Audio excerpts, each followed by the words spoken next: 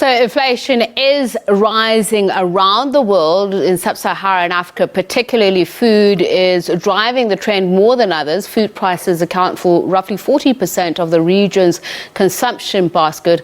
According to the UN's Global Food Price Index in the last year, the cost of cereal went up almost 13%, meat 17%, sugar 20%, and vegetable oil 34%. With the soaring food inflation in the region, what can we expect from the South African Finance Minister tomorrow? To discuss this issue around, we're joined now by Mervyn Abrahams, who is the Program Coordinator for Pietermaritzburg Economic Justice and Dignity. A very good evening to you, and thank you so much for speaking to us, Mr. Abrahams. As I mentioned, a grim set of affairs, really, and I think for a lot of South Africans, even though that we knew that there was inequality in this country, but during COVID-19, it was really stark for all to see. And many, many more families were faced with that prospect, had to contend with the fact that they can't put a plate of food on the table anymore. Good evening, and good evening to all the viewers. Yes, the Minister presents his budget speech in a context in which most essentials in South Africa are fast becoming unaffordable, not just for poor working class families, but indeed also for the middle class. Just to give some figures around food price inflation, we track a basket of 44 very basic foods like maize meal and bread and cooking oil and tomatoes and eggs on a monthly basis. And our food basket in January now stands at 4,401 Rand, which is about a 350 Rand increase on January of the previous year. And that is in the region of about 8.6% inflation just on that single basket.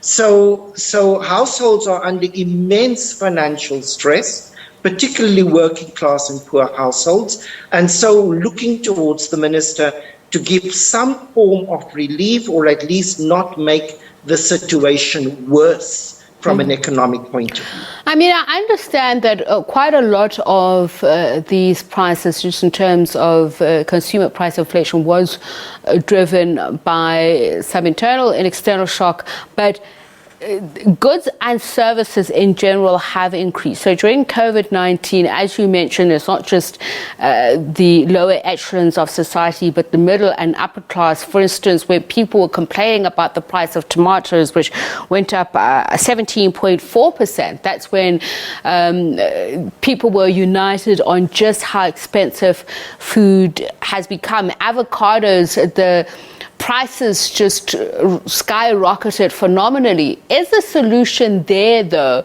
in how we can remedy some of these situations? I'm just thinking of avocados, for instance. South Africa has ample supply of that. We don't really have to import that. So is there something that government can do to bring down the prices, the inflation?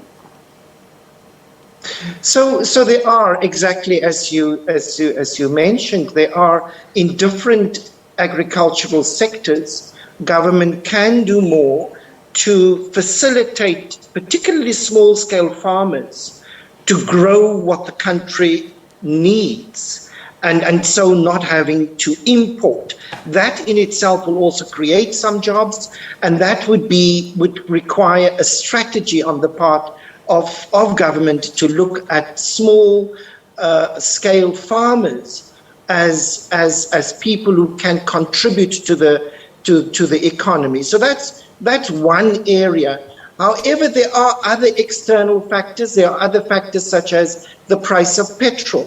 Now, the price of petrol increased by about 40% last year. Any increase in the price of petroleum will lead to an increase into just about all productive activity, farming, retailing, logistics, etc.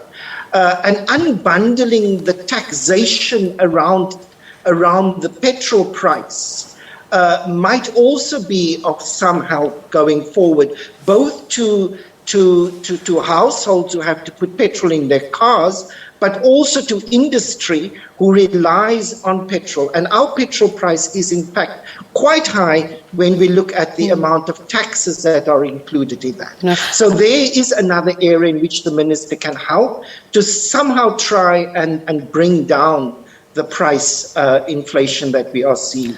But we intend, the forecast is for food prices to increase globally. I mean, you've just spoke about the issue in Ukraine. That's likely to lead to increased prices of wheat globally, and we import wheat. So the likelihood of bread prices increase is very real going forward into the next year. And as you say, headline inflation will definitely not improve with the situation now in the Ukraine. Global oil prices are skyrocketing at the moment. But I want to focus on something as inflation for oils and fats. I believe that was the highest in almost 11 years. So in contrast to transport, annual food and non-alcoholic beverages. Why is that? So there are various reasons. I mean, part of it is that we do produce some of our own oils, so cooking oil, for instance, sunflower oil. But there has been a shortage on the market globally. And what happens is when there's a shortage on the market globally, even our internal prices in South Africa increases in the same proportion as global prices increase. So just because we produce something in South Africa doesn't mean that it is cheaper, because our producers would also like to export at that higher price. And therein lies a bit of the problem in a globalized economy, and an economy as free as ours, and which is totally driven by market forces. So oils have been impacted by global shortages, and that has reverberated locally. So it is really critical that we look not only at how can we keep prices down, which is one, support to the farming sector, bringing in more small business, small-scale farmers, particularly black women who can produce so much more. So that could be one factor. The petrol price could also be another factor, if he looks at the taxes and lowers some of that. But it's also about the income levels. Before we run out of time, as you mentioned, small-scale farmers, the issue of subsidies, I know when it comes to competitiveness, the complaint has always been European farmers, for instance, get far better subsidy than our farmers. Isn't that something that government should be considering? And when we look at the price of vegetables, that's jumped an annual increase of 8.6%. Isn't it time to zero rate more items? Well, most vegetables are, that is used by low-income households are in fact zero-rated already. But that, in fact, doesn't make it much more affordable. What we need to see is much more produce coming onto the market. And government's position or their thinking is always to do with big commercial farming. When we look at COVID, for instance, commercial farmers were allowed to continue, small-scale farmers were not considered. And so they weren't sure whether the COVID rules applied to them and didn't apply to them, and suddenly informal traders disappeared off the streets, etc. We need to focus in and support small-scale farmers and the informal sector, because that is a sector that can produce food and produce food cheaper for low-income households. Indeed. In fact, that was a big issue during COVID-19, how informal traders were hounded off the streets, and in fact a lot of locals saying that they couldn't get their daily sustenance because of that. They're used to buying to and from work. So hopefully we'll see the Finance Minister Enoch Godongwana announced some of those steps to protect local industry.